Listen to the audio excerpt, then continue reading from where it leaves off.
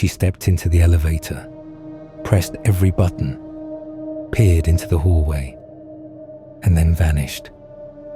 Days later, her body was found floating in the water tank of a hotel known for its dark past. This is the story of Elisa Lam, a disappearance that sparked a global obsession and a mystery that to this day remains unsolved.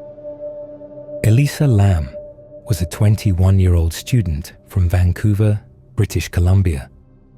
She was intelligent, introspective, and curious about the world. She blogged regularly, often writing about books, travel, and her mental health. She had been diagnosed with bipolar disorder and depression, conditions she discussed openly in her writing. In January of 2013, Elisa set out on a solo journey along the west coast of the United States. She traveled by Amtrak and bus, stopping in cities like San Diego and Santa Cruz. Her plan was to visit several major cities, soak in the experience, and share it all online.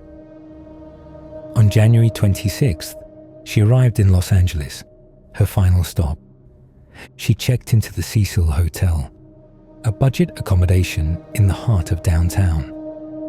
But the Cecil Hotel had a past that few places could rival. Opened in 1927, the Cecil was originally intended as a luxury hotel for businessmen and travelers. But just a few years later, the Great Depression hit, and the area surrounding the hotel, known as Skid Row, plunged into poverty. By the 1980s and 90s, the Cecil had become infamous. Serial killers like Richard Ramirez, the Night Stalker, stayed there during their killing sprees. Another serial killer, Jack Unterweger, also lived at the Cecil while targeting sex workers in the area. The hotel had become a magnet for death, suicide, and drug abuse. Over the years, dozens of people had died in its rooms or by jumping from its windows. Even before Elisa's case, it had been nicknamed the Hotel of Death. When Elisa checked in, she was initially placed in a shared room, but within 2 days, her roommates complained about her strange behavior. She was moved to a private room on the 5th floor. Elisa's last confirmed sighting was on January 31st. She was seen by hotel staff and possibly by a bookstore owner nearby. She was described as cheerful and talkative, picking up gifts for her family. She was supposed to check out the next morning, but she didn't. Her family, who had been in daily contact with her throughout the trip, immediately knew something was wrong. They called the LAPD and flew to Los Angeles to help with the search. The police searched her room. They searched the hotel. Dogs were brought in to sweep the building, including the rooftop. But Elisa was nowhere to be found. Then came the video. On February 13th, LAPD released the surveillance footage from one of the hotel's elevators. It was the last known recording of Elisa Lam. The footage was bizarre. Elisa steps into the elevator wearing a red hoodie and black shorts.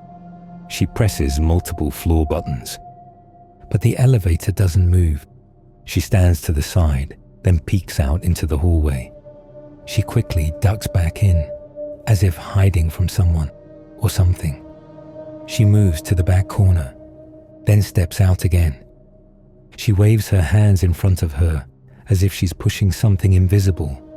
Her gestures are erratic, her body language confused, almost paranoid. Then, she's gone. She walks out of frame, and the elevator door closes. The video spread across the internet like wildfire. Millions watched and rewatched it, trying to interpret every movement, every gesture. Was she hiding from someone? Was she hallucinating? Was she playing a game?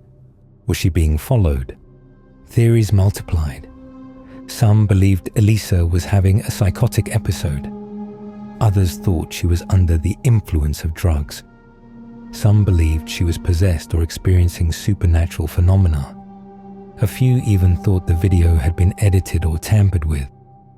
2 weeks after she disappeared, guests at the Cecil began to complain. The water tasted strange. It was discolored. It smelled foul.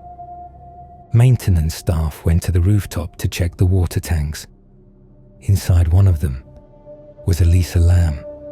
Her naked body was floating just below the surface.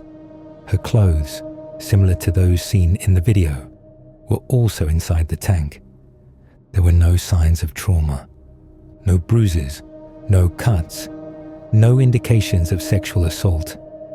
The hatch on the tank was reportedly closed when discovered. The tanks themselves were large, sealed, and difficult to access. The roof was alarmed and locked to the public. How had she gotten there? The autopsy ruled her death an accidental drowning. Toxicology reports found only her prescribed medications in her system. No recreational drugs or alcohol. The coroner listed her bipolar disorder as a contributing factor. But many people weren't satisfied with that conclusion. The more people learned, the more questions emerged. Why was the elevator door open for so long in the footage? How did she access a locked, alarmed rooftop? Why were her clothes off? Why didn't anyone hear or see her that night? Internet detectives flooded Reddit and YouTube. They analyzed timestamps.